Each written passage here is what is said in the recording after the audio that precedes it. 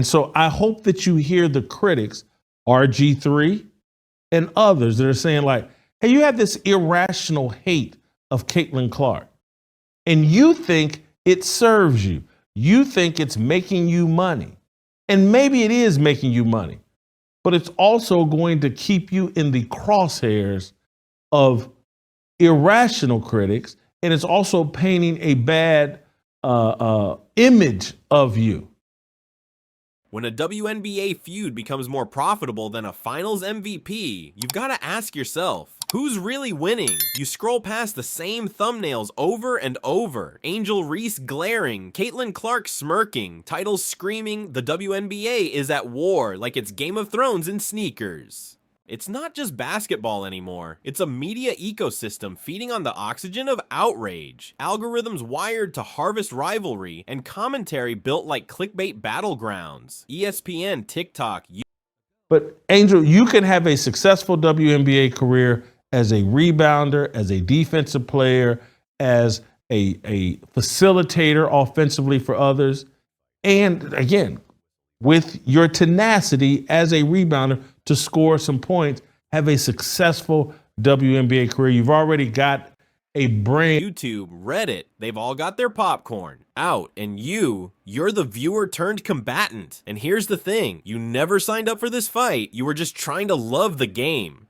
But instead of crossovers and post moves, you got served content feuds and culture wars dressed in team colors. You blink into the screen light, wondering how drama got drafted before the rookies did. Somewhere in the noise, a voice cuts through. A plea wrapped in frustration. It's a quote that doesn't scream, but it aches. The feud, the alleged rivalry with Caitlin Clark. And Caitlin Clark's, and I'm not calling Caitlin Clark an angel because she's not, but Caitlin Clark's instincts, the way she's wired, she'd rather help everybody, including Angel Reese, than be at war with Angel Reese. It would be a big win for Angel Reese, the WNBA, Caitlin Clark, and everybody involved. Clark, it does not serve you. It serves content creators. It serves racial idolaters. It serves people that want to use you while pretending like they're your BFF. A pause. That voice? It isn't just talking about Angel Reese, it's talking about all of us. Because the truth is, the feud isn't real. What's real is the profit, the engagement, the spectacle. Creators build narratives, platforms boost tension. Even journalists, the so-called watchdogs, become ringleaders in this content circus. And you're just trying to remember who actually won the game. It's not about buckets anymore. It's about bytes and clicks and who can go viral. By Sunday morning, welcome to the Content Olympics, where gold isn't a medal, it's your face on a thumbnail next to someone else's tears.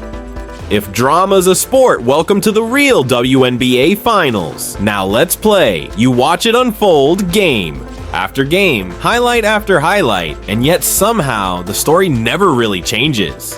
The rivalry between Angel Reese and Caitlin Clark has become less about basketball and more about the endless rerun of headlines, tweets, and reaction videos. It's like watching the same play on loop, except the players barely acknowledge the script they're trapped in. And you feel caught in the middle, wondering when the story stopped being theirs and started being everyone else's. You've seen it before. Moments spun into narratives, casual exchanges morphed into personal attacks, the slightest glance dissected as a declaration of war. Social media twists every smile, every glare, every rebound into fuel for the fire. The internet thrives on conflict. It demands drama, not stats. And so, what began as a healthy competition became a headline war, a trending topic that refuses to die. But here's the truth lurking beneath the surface. Neither Angel nor Caitlin asked for this. Neither wanted to be the poster child for a feud they barely recognized themselves. Instead, they're players caught in a spotlight controlled by others. Content creators, media outlets, fans hungry for a story that feels bigger than basketball. You scroll through Reddit threads where fans debate who's the real villain and who's the deserving queen. TikTok clips remix moments to fit a narrative. Memes spread faster than any box score update.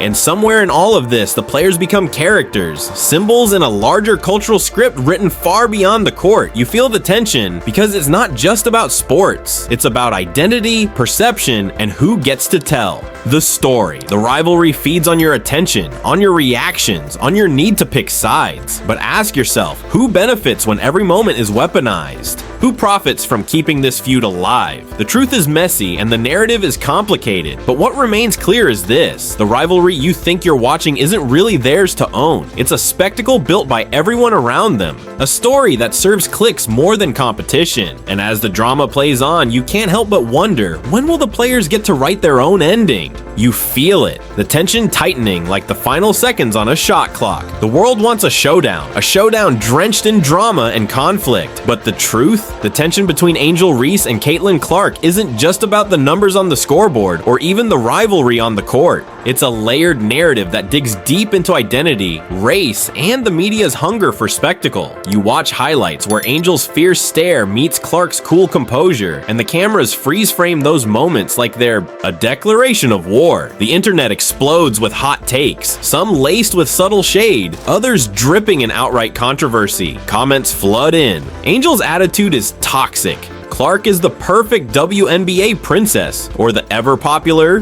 This feud exposes the double standards in women's basketball. But here's where the real drama plays out. Not in the stats, but in the stories we tell ourselves and each other. You feel the cultural weight pressed down, the narratives shaped by centuries of racial and gendered expectations. Suddenly, the basketball court isn't just a court anymore. It's a stage where larger social battles unfold, sometimes without the players' consent. You hear voices from commentators and content creators amplifying every smirk, every flex, every perceived slight, spinning the rivalry into a full-blown saga. But beneath all the hype, you sense the weariness.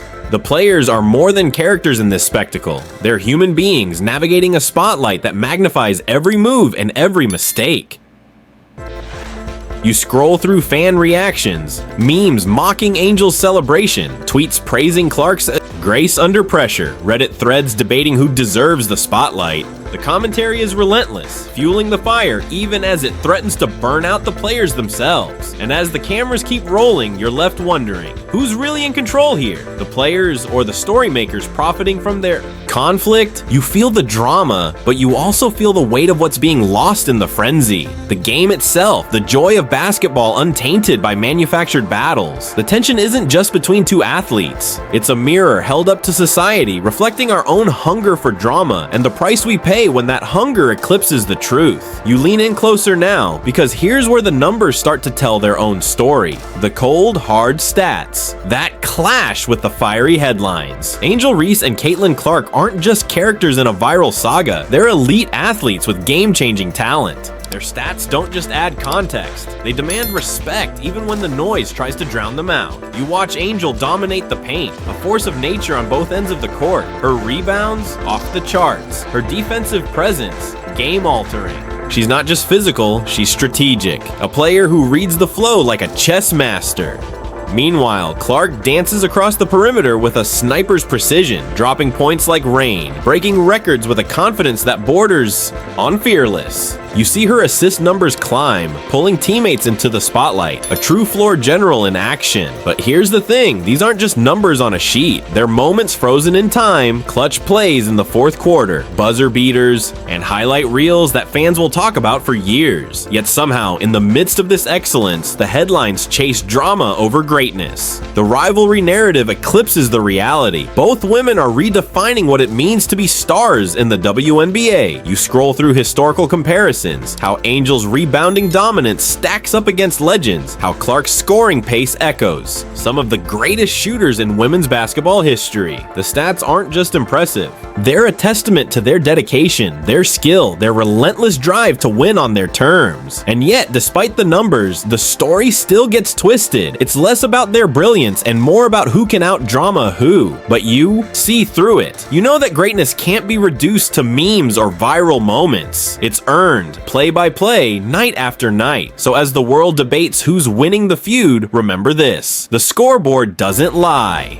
And in that quiet truth, you find the real story, one of talent, perseverance, and a love for the game that no controversy can overshadow. You dive into the chaos of the internet, where every reaction is amplified and every opinion feels like a battleground. Here, fans become part of the story, wielding memes, tweets, and Reddit threads like weapons in an ongoing war.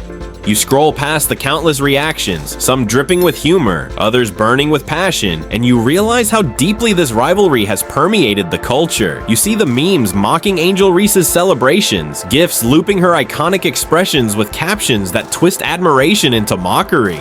Then there's the flood of tweets praising Caitlin Clark's poise and grace, as if those qualities alone justify the hype surrounding her. Reddit threads explode with heated debates. Who's the true queen of the WNBA? Who deserves the spotlight? Who's playing the victim? You witness how these fan reactions fuel the fire, turning a basketball rivalry into a cultural phenomenon. They're not just spectators, they're participants, shaping narratives with every post and comment. The fans' voices echo in the media, pushing the storyline further into the realm of spectacle. But beyond the memes and the hot takes, you catch glimpses of a deeper emotional undercurrent. Some fans express genuine frustration, tired of the spectacle overshadowing the sport they love. Others wrestle with the racial and gendered implications that linger beneath the surface of this feud. But beyond the memes and the hot takes, you catch glimpses of a deeper emotional undercurrent. Some fans express genuine frustration, tired of the spectacle overshadowing the sport they love. Others wrestle with the racial and gendered implications that linger beneath the surface of this feud. And through it all, you feel the collective pulse of a community struggling to reconcile admiration for two phenomenal athletes with the toxicity that sometimes comes bundled with fame. You start to understand the fans aren't just reacting, they're reflecting the broader tensions playing out on and off the court. And as the internet roars, you can't help but wonder how much of this is about basketball and how much is about something much bigger.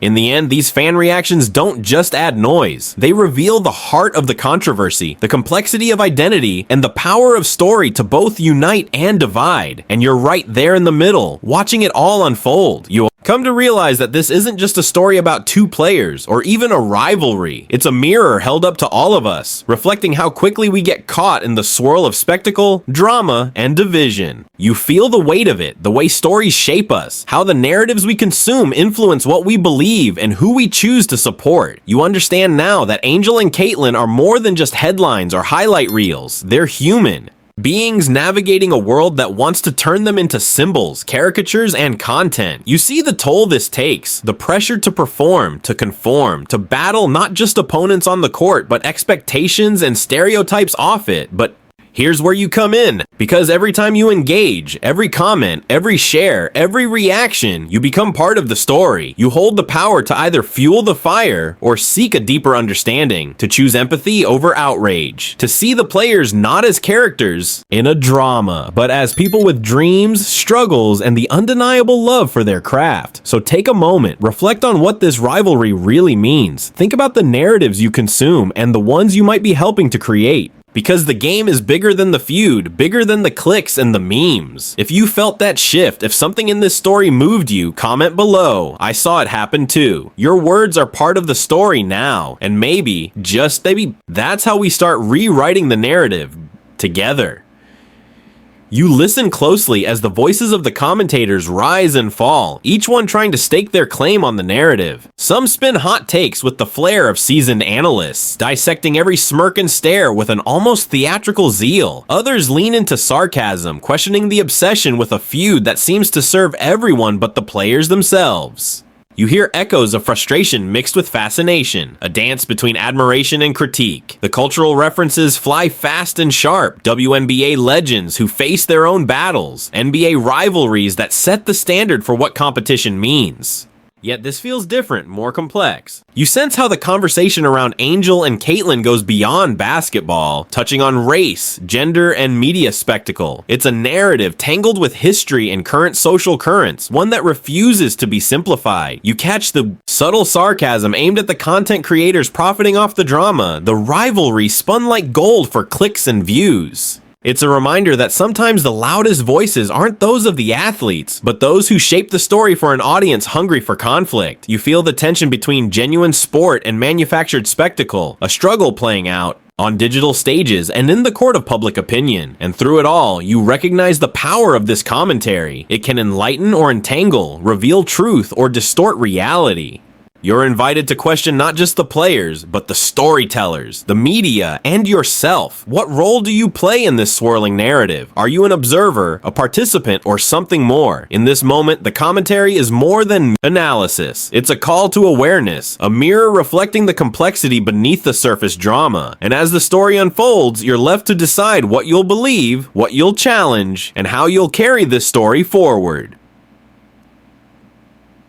You feel the echoes of the rivalry fade as the final buzzer sounds, but the questions linger like the last notes of a haunting song. This story, woven with tension, talent, and turmoil, is far from over. You realize that beyond the highlights and hashtags lies something deeper, a reflection of our own desires for conflict, identity, and connection. You're invited now to step back, to look beyond the spectacle and see the players not as rivals, but as human beings, each carving their own path in a world that too often demands they be more than just athletes. You hold a choice: to let the drama consume you or to seek the truth beneath it. If this story moved you, if the weight of what you've heard resonated in some quiet part of you, then speak.